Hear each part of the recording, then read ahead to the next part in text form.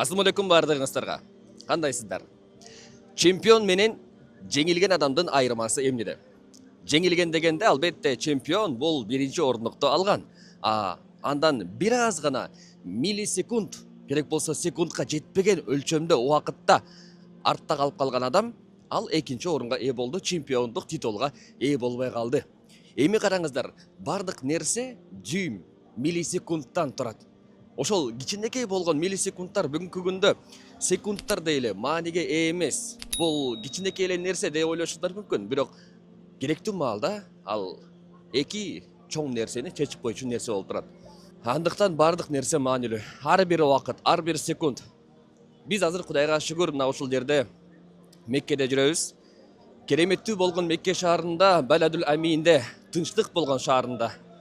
Анан ушул жакта жүрүп, ар бир минут маанилүү чынында. Анткени ушул жерде туруп бир жолу субханаллах деп айтып койсоң, 100 000 эсе көп соопко ээ болуп атасың. 100 000 эсе. Бул 100 000 деген эмес. Эсе дегенде максат, мисалы сиз бир жыл бою ушул жерге намаз окусаңыз, анда 100 000 жыл бою намаз окугандын соонуна ээ болуп атасыз буйруса. Ошондуктан орун, убакыт бардыгы маанилүү.